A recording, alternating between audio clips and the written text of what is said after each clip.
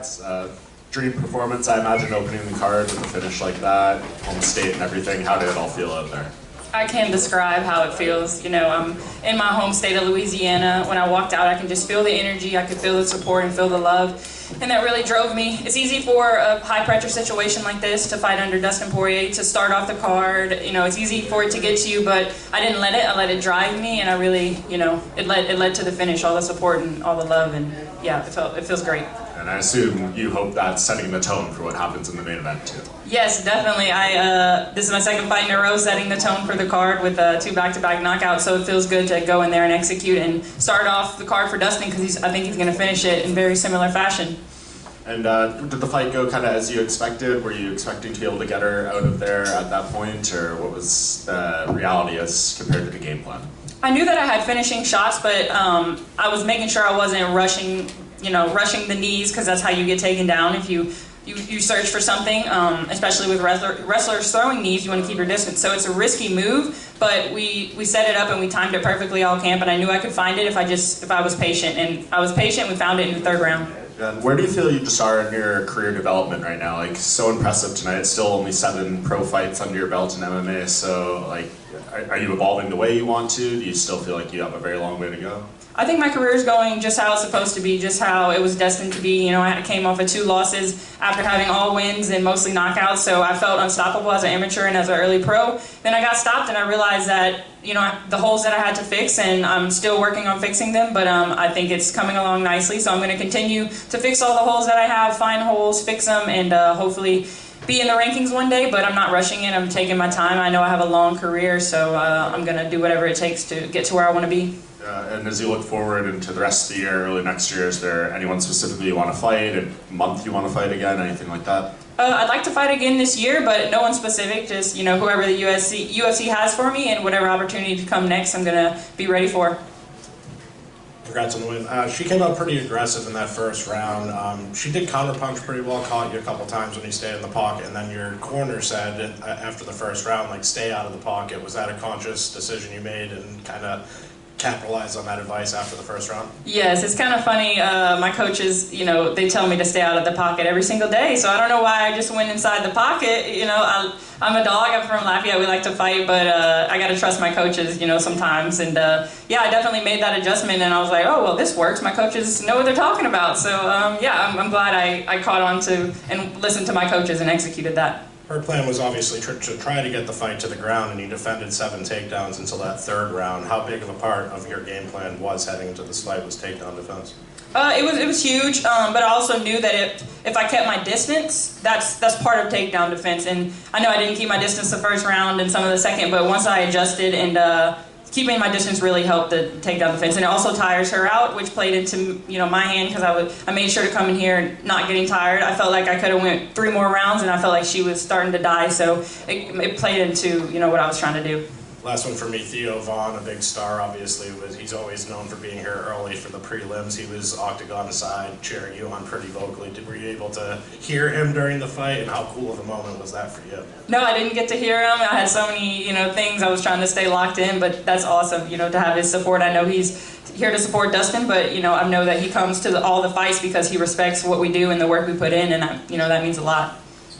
Carli, did you really feel the love from the 337 in the building tonight? Because I know you talked about how much you wanted to be on this card, and now getting through the fight with a W, making it 2 in a row, how does that feel for you?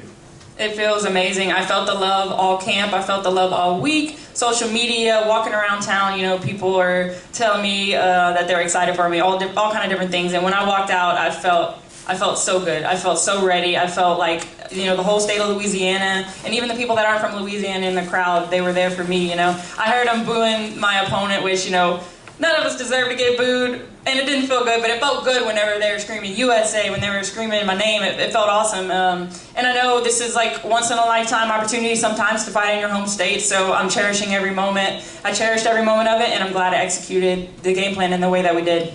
Finally, what flavored donut are you going to get for your victory? Glazed, probably. I like glazed donut. Keep it simple. It's good. Make sure it's warm, though. Thank you, Carli. Carli, you mentioned how cool it was to have the opportunity of opening up this card with Dustin Poirier headlining and retiring tonight, but got to do the post-fight interview with DC, another guy from Lafayette. How cool is that for you? That felt good, you know. Post-fight interviews, just in general, are amazing because you won, right? You get to talk to, you know, someone after. But talking to DC, knowing he's from Lafayette, knowing what he's accomplished in the sport also, and knowing that he's going to be talking to Dustin in a few hours after his win, it's awesome to have this card the way it is, where in Louisiana, where it's at. So it's just an awesome night overall.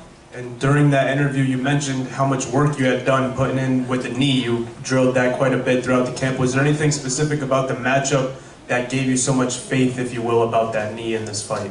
Yeah, definitely. We knew she was going to come in for that takedown and, you know, crouch down, and that's perfect to land the knee. Obviously, like I said earlier, it's risky to throw that knee because so many wrestlers can catch it and you fall with the knee when you're throwing it. But if you time it perfectly, you can land it. You land the point of that knee and they fall, and that's what happened. So I'm glad that I was able to execute it and not let the situation and the pressure, or I'm glad I didn't rush it. I'm glad I waited for the opportunity and found it.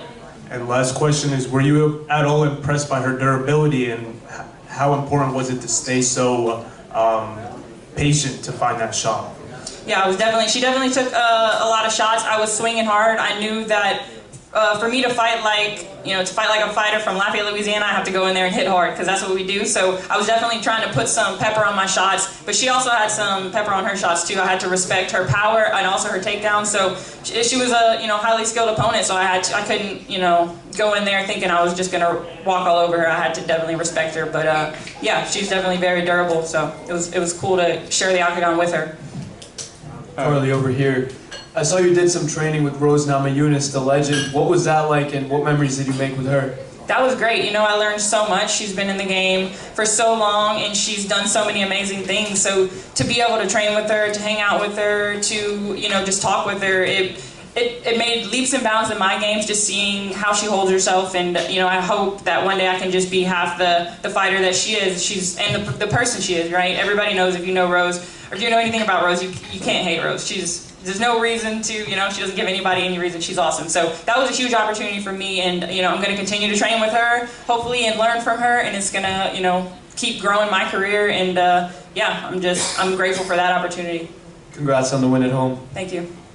Carli, over here. You follow like Sean O'Malley over there, with the cutting footwork and cutting angles and using your footwork. How much Sean O'Malley did you watch before this fight, and did you feel like, you kind of fought like him out there?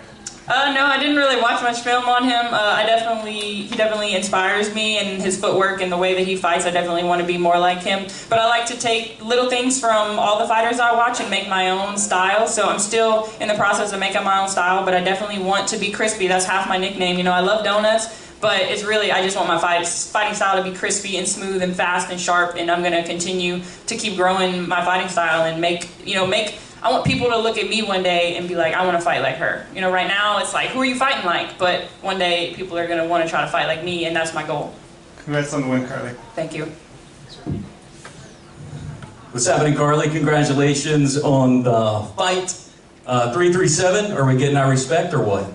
I hope so. I hope Lafayette fighters continue to get knockouts, get to the high level, and yeah, Dustin definitely paved the way, and he's probably one of the only reasons that I'm here, that I had the belief in myself to get on the big stage. So hopefully, I have so many fighters that I train with that are on the road that are coming right behind me to the UFC, so 337's going to keep coming. And if you could say a couple things to everybody in the 337 right now, what would you say? I say thank you so much for all the support, you guys. It really does drive fighters like me, drive fighters like Dustin to want to go out there and put in all the work, because it's not easy, and it's not easy, but it is fun, and it makes it so much better when we have people like the people from 337 that support us and want to see us do good.